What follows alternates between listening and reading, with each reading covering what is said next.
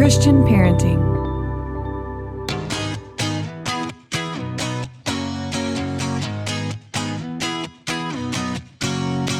I'm Julie Lyles-Carr. You're listening to the All Mom Does podcast, part of the Christian Parenting Podcast Network. Today on the All Mom Does podcast, I am really thrilled for you to meet my new friend, Caitlin Crosby. She is someone that you're maybe most familiar with because she started the whole giving key phenomenon. I mean, come on. We know what that is, right? And if we don't, I'll make sure that you do by the end of this conversation. But Caitlin, thank you so much for being with us today. Thank you so much for having me. So I think a lot of my listeners are going to know you because a few years ago, everybody who was in the know started showing up with a key around their neck. Now, I got to tell you, I'd been wearing a key around my neck simply because I couldn't keep up with my keys. So right. I had a big lanyard with a big wad of keys on it, but you did something far more aesthetically pleasing than that. Where did the idea for the giving keys come from? And what was its purpose beyond just being something that was beautiful? Yeah. So I grew up doing music and acting and entertainment. And so I was touring a lot, basically a different state every day. And when I was in New York, the hotel room key, I thought it was really interesting and cool. So I put it around my necklace and I ended up losing it. And then I found it again when I was in another state. And so I kept it around my necklace and went to a locksmith and asked if they could engrave Love Your Flaws on this key, because I had a website at the time with Brie Larson all about body image issues. And so I started my first album 100 years ago was called Flaws.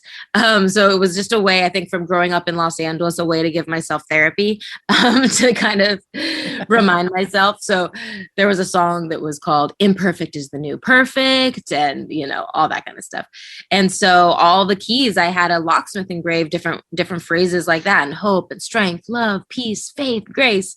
And then I started making jewelry out of them with my cuticle clippers and tweezers. Nice. And started selling them on tour at the merchandise tables. And then they started selling out more than my CDs. So I was like, okay, well, thank you for coming to my show and buying all these key necklaces. Yeah.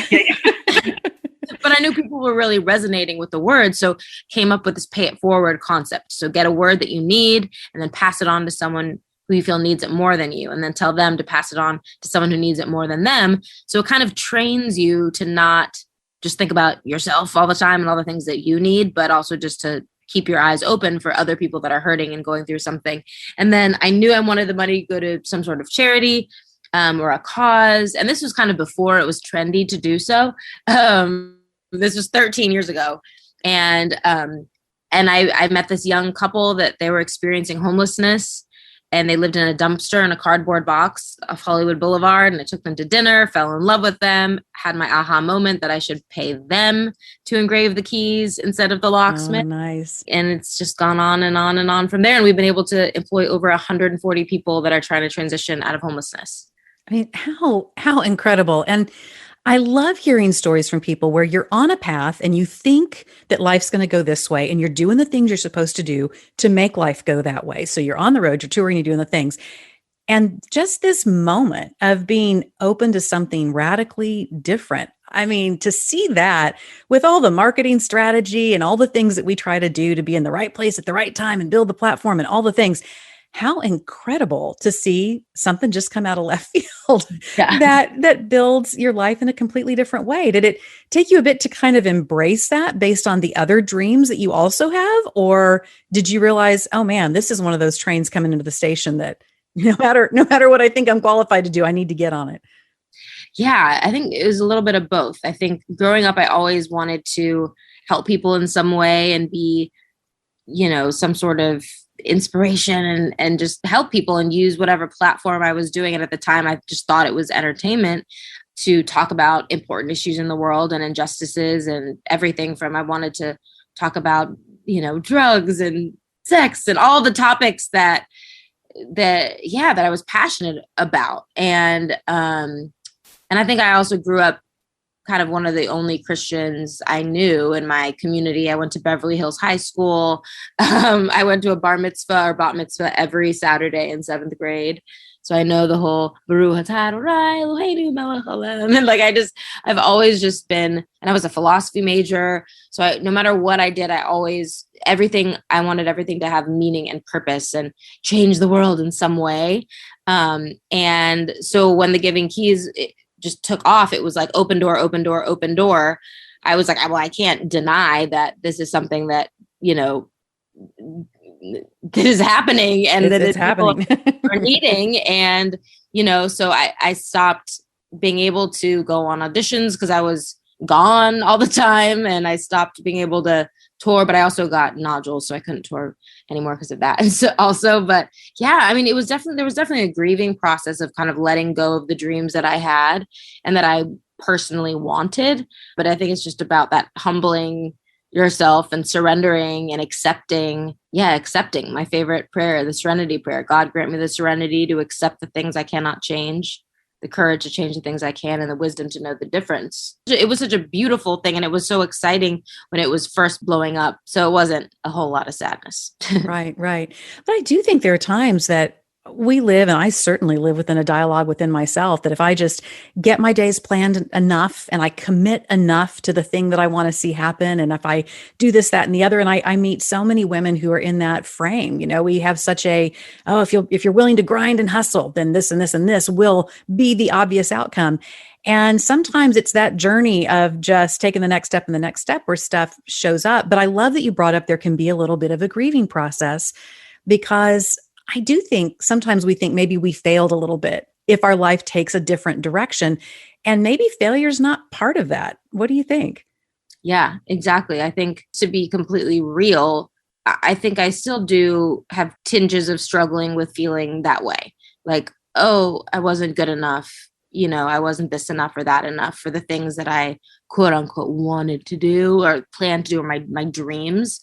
But it just goes back to putting in the work of that surrender and the trust, and also differentiating how much of it is, okay, you need to let that go and close the door, or, well, should I keep trying? Maybe there's a different season to, I'm going through this whole new season right now that's been pretty challenging. And so it's actually been the first time that I've picked up my guitar in a really, really long time, in years. I mean, now that I'm a mother of two and through pregnancies and, just being in survival mode for the last few years or two, like a baby and a toddler, I just don't really have time to, let's just write songs on my guitar, So like 3 a.m, no biggie. Yeah, right. Yeah. No sleep and whatever. So, but for the first time, because I am going through a challenging season right now, I have picked up the guitar for the first time. And, in the back of my mind, I'm like, oh, I wonder if this will ever come around again, so I don't know.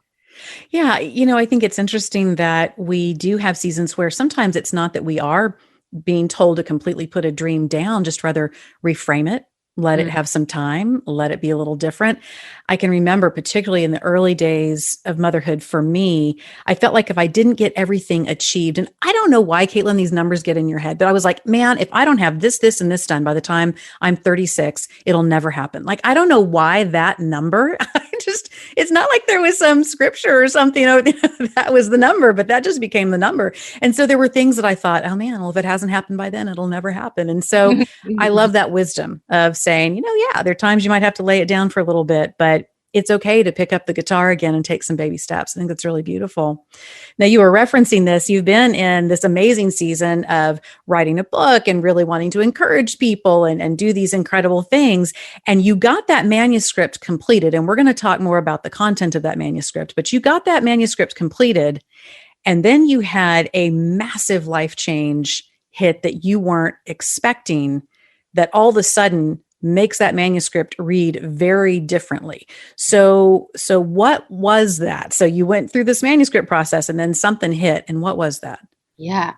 Well, my first book came out last May, which was more of a memoir and more personal stories, everything from marriage to surgeries to kids and to failures. And I love that. And that was super, super personal. But the new book that just came out a couple weeks ago, I think a little bit more applicable to everybody. It's not as personal, but we dive into all the words that are on the Giving Keys and do a deeper dive into that. But still, the content is very inspirational. And in the book, it says Kaylin lives in Los Angeles with her husband and 2 kids. But after that was printed, my husband and I ended up getting separated just in November. And now I'm learning how to be a single mother for the first time, which honestly, this whole situation is my worst nightmare. And I am literally living in my worst nightmare, but I'm actually weirdly okay. And I think there's such power in kind of facing our biggest fears and knowing that you are strong enough to get through it. And, obviously I won't go into details because I want to honor Colin, but it wasn't something that I wanted. And he decided to go a different direction in his life. And, it's extremely sad and heartbreaking and hard for the kids. And that breaks my heart probably the most. So yeah, there's a lot there, but I think it was such an interesting / beautiful, timely thing when I was recording the audiobook of this new book. And I was in the studio, and because of everything that happened, we sold our house. And so Colin came to the recording studio and had a notary person had to come there and meet us in the, little kitchenette there at the studio. And we signed away our home, the only home we've ever owned together. And I wasn't ready to go right back into the recording booth because it was emotional and I was holding so much in. So we went out to the parking lot, Colin and I, and hugged, and I bawled my eyes out. We both were bawling our eyes out, like holding each other, crying. And then I finally went back into the booth and recorded the whole audiobook of this book. And I realized how much I needed the words in this book. And I always knew that, but I really knew it then. I was like, that I day, need yeah, to really keep rereading my book over and over again because it is helping me so much.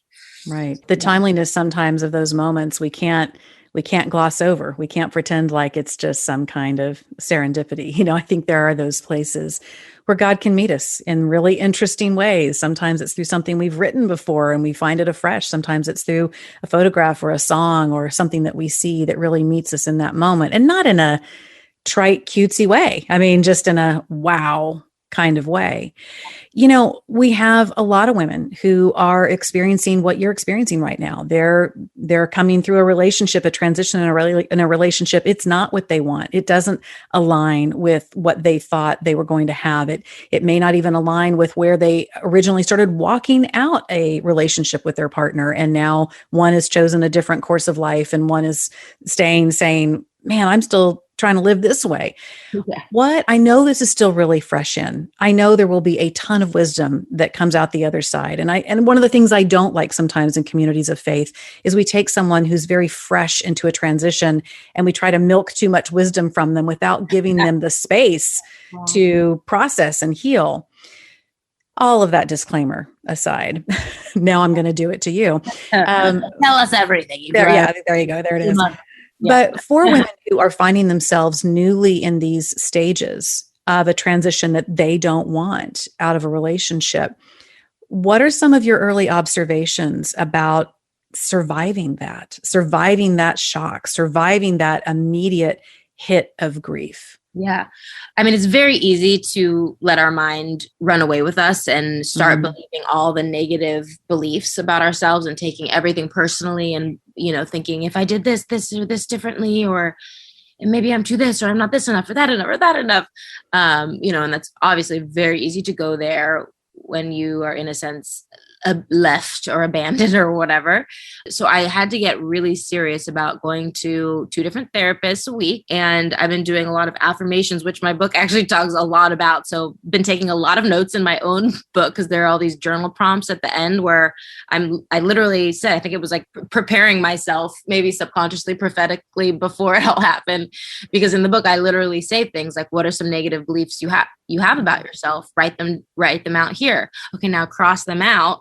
And now rewrite new positive beliefs about yourself that are the opposite of those things. And it's like water to me right now. I have to do those things. It's not like a luxury. It's like, oh, you can really practice mental health and this will really kind of help you a little bit. If you want to try it, it's like, no, I have to do these things. I have to practice what I'm preaching. I have to do the things in these books to get me through. But then also I will say this is a revelation that's more general that I think could maybe be for anybody in different hardships in life. Okay, so I have an idea to write another book one day. I know it's not there yet at all, but and it's probably not going to be called this, but my idea is to call it chain link fence or chain link fences, because in my first book, I talk about how from our house, you could see this chain link fence in the distance covering the freeway, and how I was not appreciating all the beauty that I had in my front yard, like our avocado tree and our good neighbors and our lemon tree, because I was just focusing on this chain link fence that I hated with all the trash. And I was like, ugh,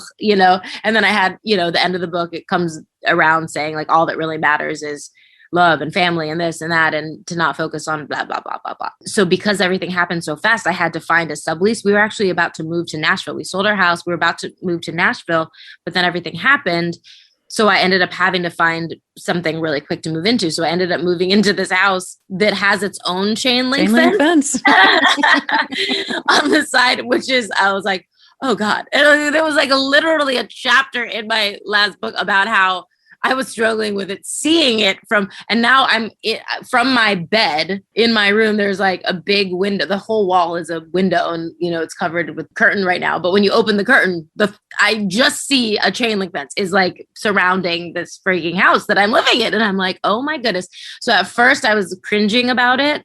Like, again, this is my worst nightmare that's happening. But you know what? Now I'm like, who cares? And it was this really funny thing at Christmas time when everyone was sending me Christmas cards of their perfect Christmas cards and their perfect color coordinated outfits and their perfect Christmas trees and their, decorations. And I literally just sent my friends a picture of my chain link fence with like my kids with like a diaper on and, and just like their clothes, like dirty clothes and towels hanging over it, drying. And I was like, Merry Christmas. This is my Christmas card of me and my, single mom vibes and my chain link fence.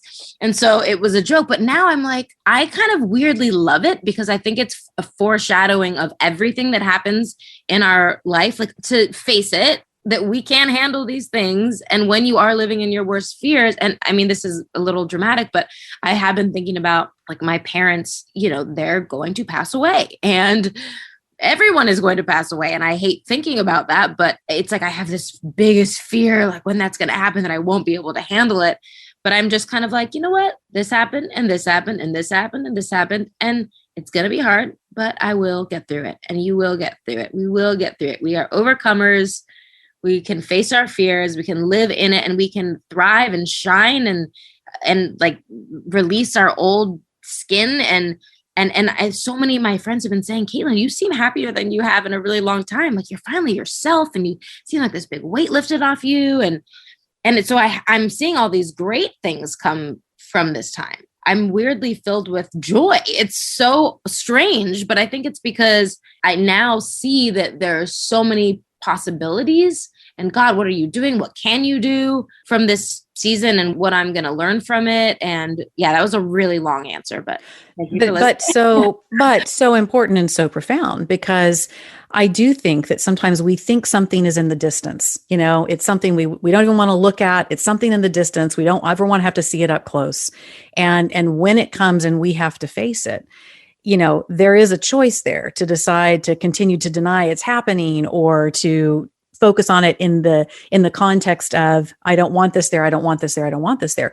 Or there can be that embracing of, man, in this situation, in your scenario, that chain link fence keeps your baby safe right now. It keeps them in the yard. I mean, there are these things that we do try to keep, and we don't have the control. I mean, we know that academically, Caitlin, you know that, I know that, but still we forget, we think we can control a lot of things. We can't.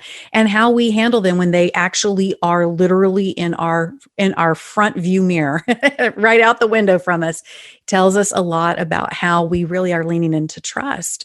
I think that's part of the conversation that's really tough in these situations, because when you've had trust in a person, a relationship, a church, a job, whatever the thing is, that then the wheels come off, rebuilding that place of trust can be really hard. And it can be hard to rebuild it with ourselves, because, well, gosh, I trusted myself to think this was a good situation and things were going to be okay.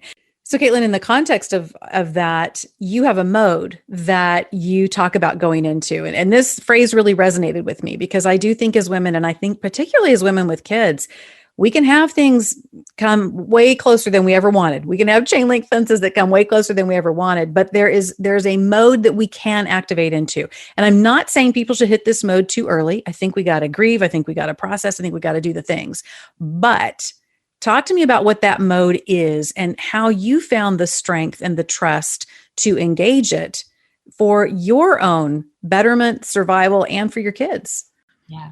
It is warrior mode. And that is actually my word of the year. Every year I choose a word to focus on. And this year, my word is warrior.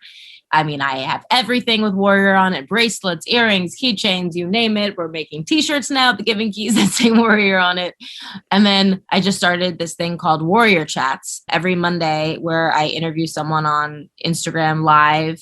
And it has been so incredible gaining all this wisdom from all these women that have overcome so much. And I ask them all, what does being a warrior mean to you? What does mental health mean to you? And then what are some tips for everybody to kind of overcome life's challenges and to start the week off in warrior status?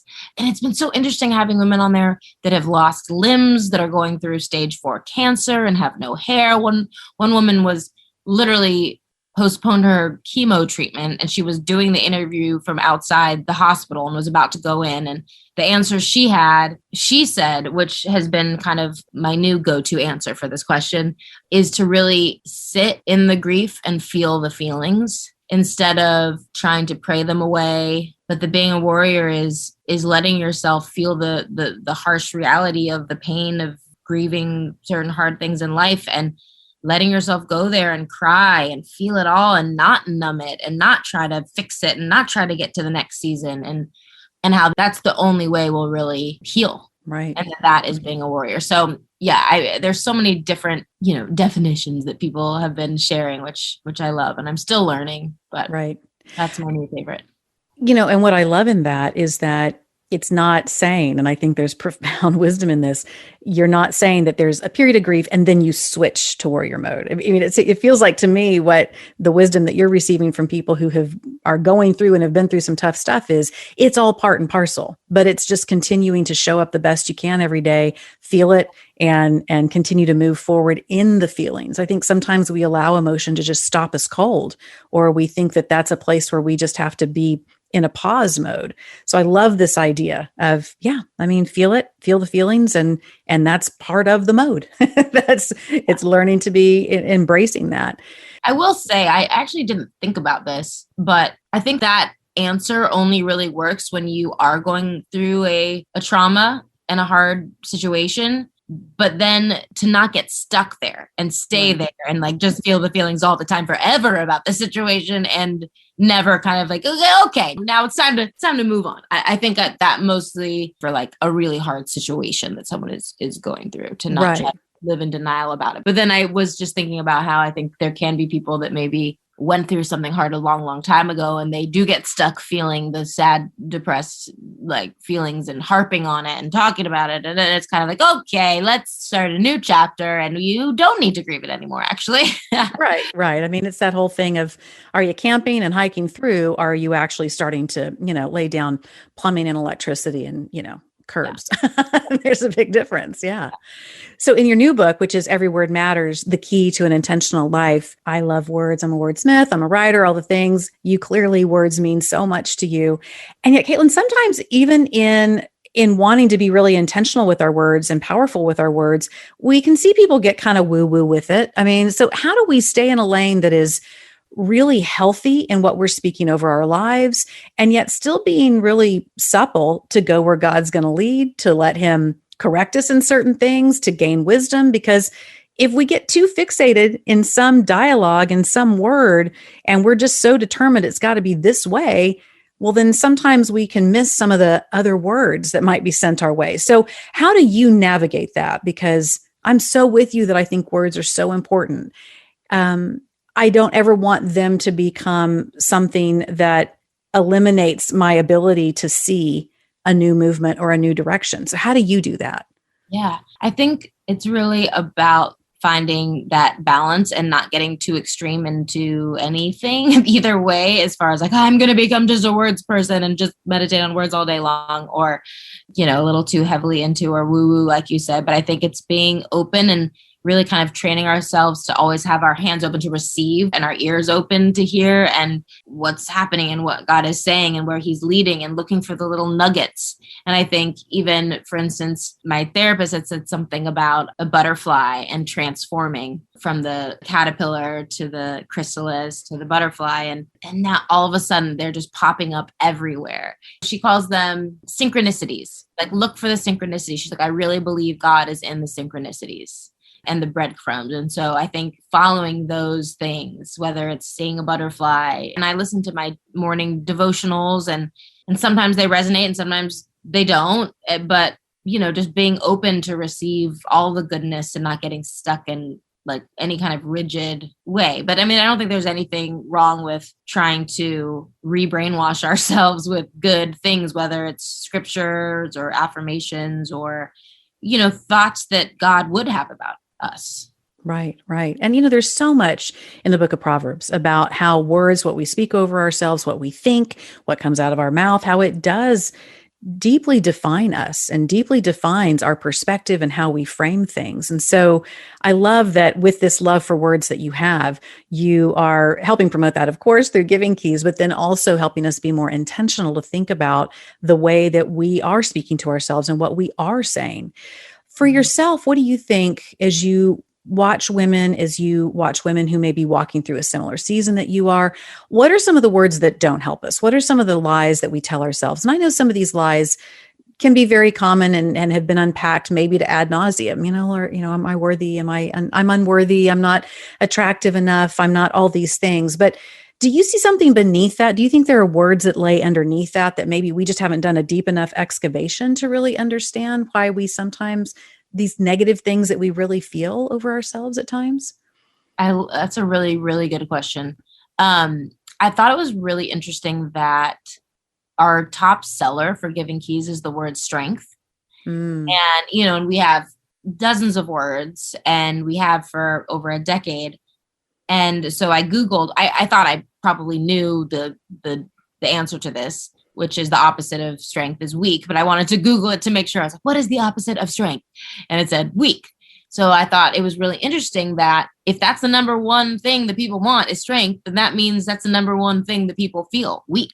Right, right. From a Christian point of view, obviously there's the scriptures of, in our weakness, you are made strong, and it's in our weakness, they blah, blah, blah, blah, blah. And I think sometimes Christians, myself included, can fall into this trap of being like, oh, like I'm so weak, so God, you can be strong. But then it's like, we also don't then ever think that we're strong at all. And that we like literally see ourselves as like these weak people. And that's something that I really struggled with. I remember years ago, I was running the Giving Keys. And at that point we had like 80 employees, and I was so stressed all the time, and I felt so incapable and incompetent to be able to be a boss of these people twice my age. And where I was like, I need to wear collared shirts and show up in this boardroom and say smart things and be a leader, but I don't know how to be a leader. I can just like draw things and create things and think too much. So my director of marketing at the time said, we had this campaign at the time that was called the I Am campaign. I am brave. I am strong. I am this. I am that. I'm fearless. And I was like, oh, I am strong. And she's like, oh yeah, that's perfect, because you are so strong. And I was like, oh no. I'm getting that word because I do not feel strong. I feel so weak. I feel like the weakest person ever. Like I feel so weak. And then I like cried, and she's like, oh my God, that blows my mind. I would think that, yeah, I think you're the strongest person I've ever met. And I was like, what? It blew my mind and I think it's because I did I think going back to my point of saying that sometimes I think Christians can get stuck in that narrative where we go a little too extreme. Again, that word extreme of like, oh, I'm just weak and God's the one that's strong. But it's like, but maybe it's okay for us to be a little strong too. Like we don't, right. God doesn't want us to be like these like, hey, weak, I can't do anything, whiny, weak, people. It's like, no, like put your shoulders back. Like you have God's strength inside of you, and he has made you strong. And there is some strength in there. Like, it's not just, you're just like a piece of, Doodle. Yeah. Yeah. And I think that's also why I think a lot of Christians sometimes can struggle with confidence, which again is, I think it's all about the balance. Like we don't want to be prideful, like I'm so strong and I'm so amazing and magical and smart and whatever. But it's like that balance of wanting to have a little confidence in who we are and who God has made us to be, like holistically. Right, right. And, in speaking about words and the importance of words, what's interesting in the verse you were talking about, when I'm weak, then he is strong, is the when I am weak. Like on the occasions when I'm feeling weak, God shows up in strength for me, and I can emulate his strength because I am made in his image. Like we miss that little descriptor, which is really interesting. And when is different than an I am statement, right? I mean, an I am versus a when, it's different, but we miss it sometimes. I love you knowing that that's the top selling key, and understanding that the felt need underneath it is ergo people feel weak. So they want the key that says strength. That's really, really cool. Really amazing. Love that. Good call out there. So for you moving forward, I know that you're all in the throes of book launch and getting the book out, and we'll make sure that we get that in the show notes for listeners. Every word matters, the key to an intentional life. But what are you thinking of in terms of next steps right now for you? Because I mean, as also being an author, the whole process of getting a book finished, getting it launched, all that, it can be so consuming. And to have this kind of relational shift, moving out of your house, all these things happen in the middle of that, massive. So it's no wonder if you perhaps feel like you've just been in a survival mode for several months now. What do you think is on the horizon for you? What are you aiming for at this point that has you excited and has you thinking forward? Not skipping the hard stuff, but coming through a season that's been really tough. What are you looking toward? Yeah, I think it's so true. I feel like because it has been a little bit of a storm season, I oftentimes don't feel the good things that are happening. Like my friend yesterday said, like, have you gone to the bookstore yet? Because she's like, where are the books being sold? And I was like, oh, everywhere. Barnes and Nobles, Target, blah, blah, blah. Amazon. And she's like, well, have you done that whole thing where you go into a bookstore and hold it and see it? And I was like, no. Yeah, go smell the baby. Go smell the baby's head, Caitlin. Yeah, do that. But I haven't slowed down enough and given myself that time, and I should. And I think because, I was relying before on my husband providing for us and taking care of us, and now I'm trying to figure out what that is going to look like, and me having to start a whole new life providing for myself and the kids, and not knowing what that's going to look like, and feeling, scared and pressure and confusion mixed with being excited that I feel like, oh, well, maybe God has more things for me, than I thought, because I was kind of thinking, okay, I'm going to shift into, just being in mom mode, which is great. Not just being a mom mode. That's the hardest job I've ever had.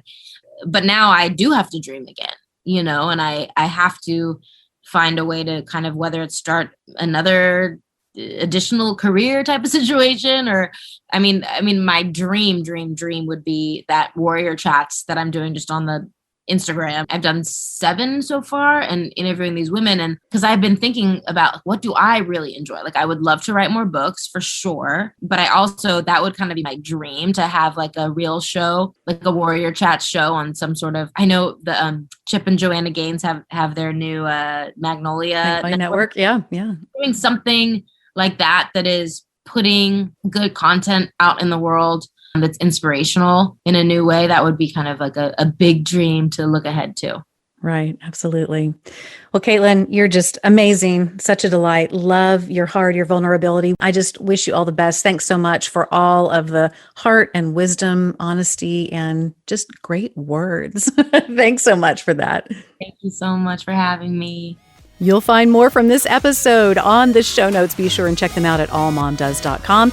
And wanted to ask you a big favor. Be sure and go to wherever you are listening to this podcast and give us a 5-star rating and review. It really helps us get the word out about the podcast. Can't wait to see you next time on the All Mom Does podcast.